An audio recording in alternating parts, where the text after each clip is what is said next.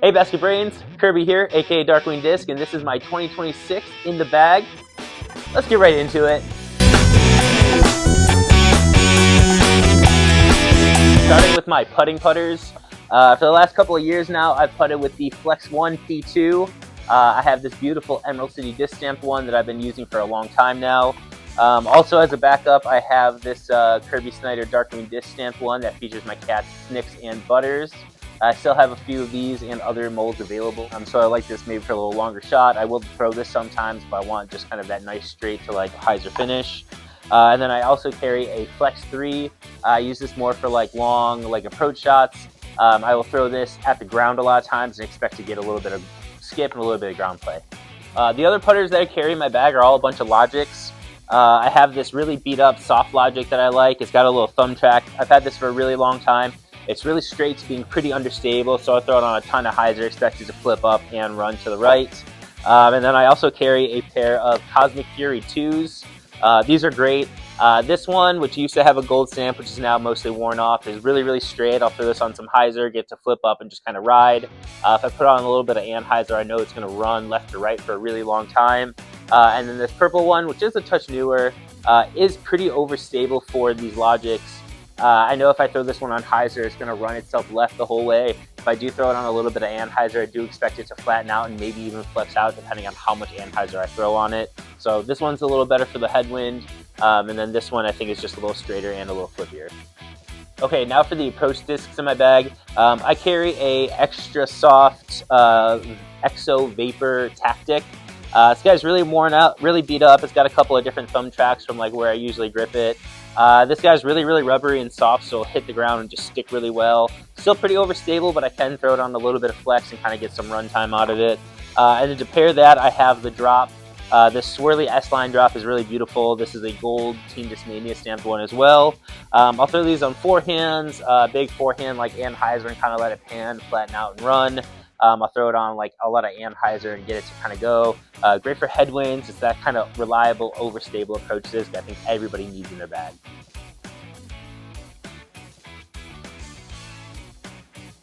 For the mid-ranges in my bag, I really only bag 3 of them and really only throw 2 of them if we're being real about it. But the most important one is going to be this MD1. It is a C-line MD1, but I think it has a bunch of S-line plastic mixed into it.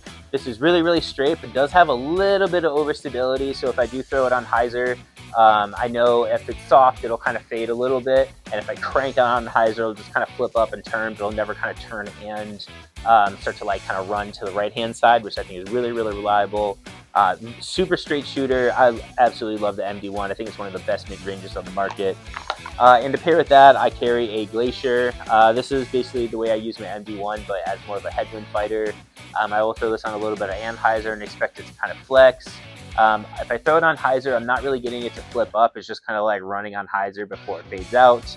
But I love the Glacier as well. And then probably the least thrown mid in my bag is going to be the MD4. These are pretty overstable. I like the Metal Flake C-line ones. These are basically like my drop, but a lot longer, and I don't forehand it. So there's some courses where this really, really comes in handy, but if I'm being honest, I don't throw it too much anymore.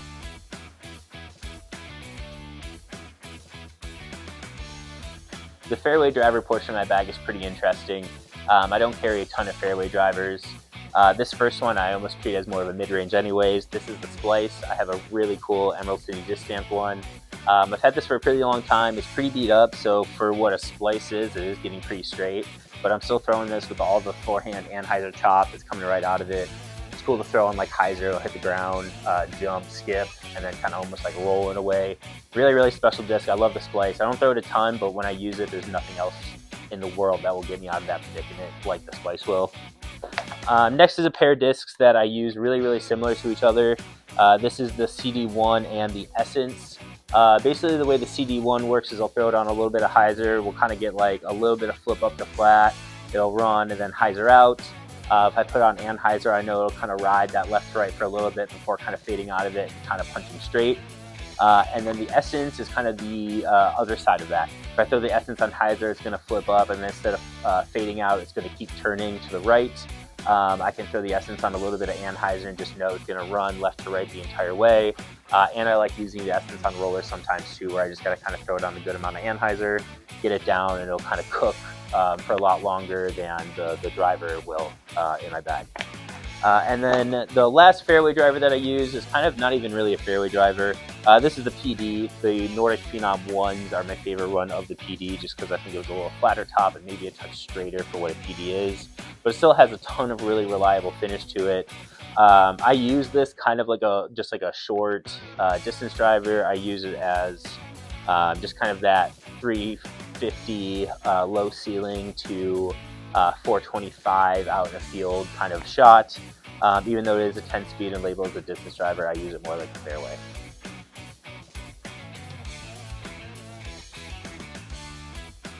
Now for my distance drivers, this is going to be one of the biggest portions of my bag. This is what I seem to throw the most, especially as I start to play these longer and longer courses. Starting off, we have a DD. This is the flippiest of the drivers that I carry. It's in my bag as a roller. I will throw it on like these long kind of anhyzers, kind of get it down and going. Next in my bag is going to be usually just like a pair of DD3s or cloud breakers, kind of depending on like whatever the flavor of the week is. Right now I'm throwing this stock like Premier Q-Line DD3. I like this because it's like pretty flippy, so I can throw it on hyzer, get to flip up and turn before it fades out, which is really nice. Getting a ton of distance with it. And I pair that with one of these Worlds Cloud Breakers, or Worlds DD3s. This one is getting kind of beat up, so it is starting to flip up and turn just a little bit, but it's got a much harder finish and doesn't turn nearly as much as that other DD3. And then I pair those with this brand spanking new DD3. This one's pretty overstable, which I really like.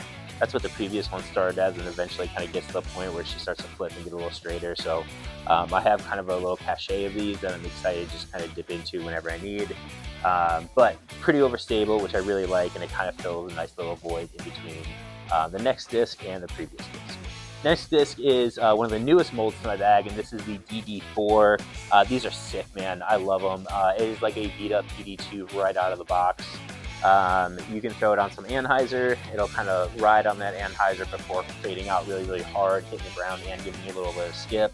I'm throwing it on hyzer and just getting a ton of distance before it's fading out really hard. I'm throwing it both backhand and forehand. It's just a great disc. I was a little reluctant because I thought the rim was a little big at first, but I've adjusted so perfectly to it. I love the DD4. I'm such a huge fan, so fast.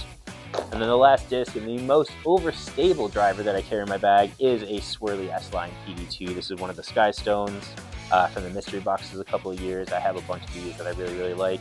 Really overstable, more overstable than the DD4, so it's really, really good for like top forehands. I need to kind of come out. If I need to skip, bend a corner, do something like that, or generally just like fight a big headwind and throw a hyzer. So PD2 is really, really nice, very overstable.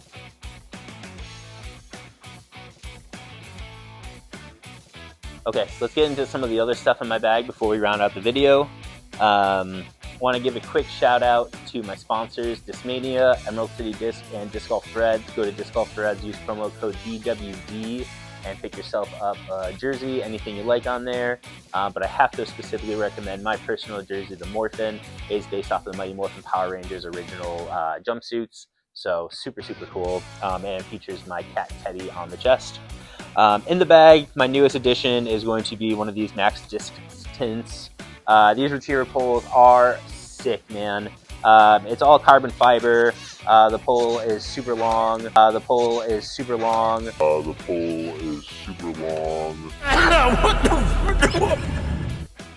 If any of these break, you can go on to the website and get another piece to replace it. It's not going to rust because, as I mentioned, it's carbon fiber. The suction cup ball, I was pretty reluctant at first, but these actually are pretty dope and do work really, really well. So this is a new guy in my bag. I love it. We just picked them up at Emerald City Disc, so come on by and pick one up yourself. They are a little pricey, but I mean, totally, totally worth it. Here we have rangefinder. I don't use this too often, but really nice to have around at the very least.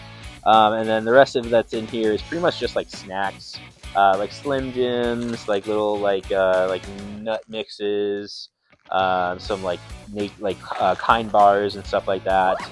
And then here on the other side, is going to be just a bunch of towels that I keep in the bag, because I always got to make sure that I have enough towels around. So, okay, in this pocket up top here, I carry ibuprofen and some Claritin, because allergies, and man, we're getting up there in age. I also carry some Tums, because you never know when lunch kind of wants to disagree with you. And then I carry a bunch of talk bags up here as well. If you see me play, you see that I'm a big time talker. Thanks for watching my 2026 in the bag. Go check out the sponsors. Thank you so much, y'all. We'll see you next time.